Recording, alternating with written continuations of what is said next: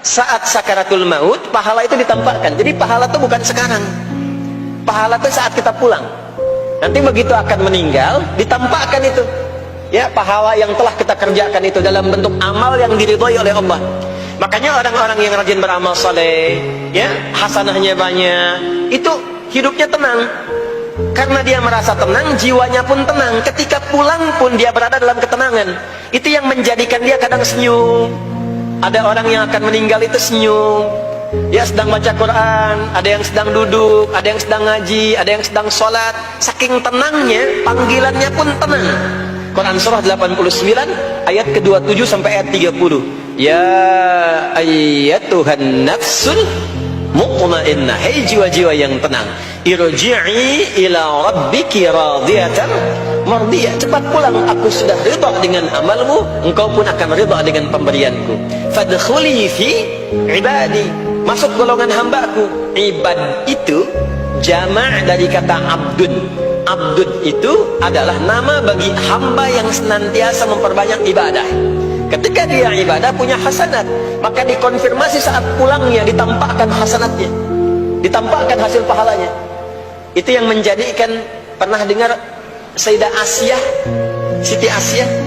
Siapa beliau? Istrinya Fir'aun kan? Ya, kan ada kisah viral dalam Al-Quran.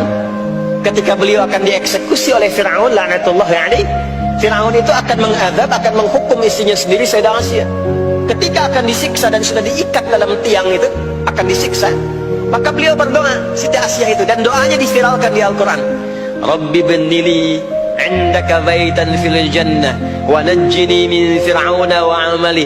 Ya Allah, aku telah berislam, mempertahankan akidahku saat ini sampai dengan sekarang, maka mohon ya Allah, berikan kepadaku anugerah di surga nanti, bangunkan satu istana di surga, dan selamatkan aku dari buruknya siksa Fir'aun, sehingga menjadi tanda bagi orang-orang yang akan beriman bahwa beriman itu menyenangkan.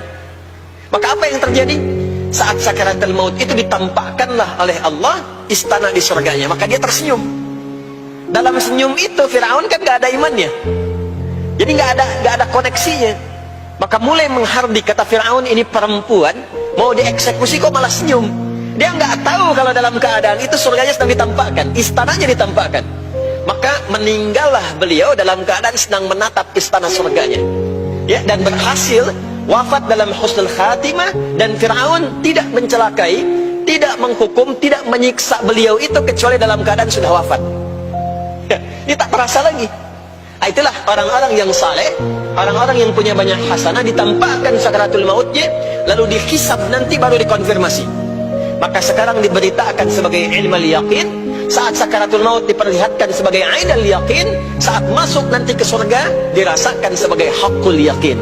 Maka ada ilmul yaqin, ainul yaqin, haqqul yaqin. Itulah yang menjadikan kita sering berdoa supaya semua kegiatan dunianya menjadi hasanah, dan di akhirat dikonfirmasi lagi hasanahnya.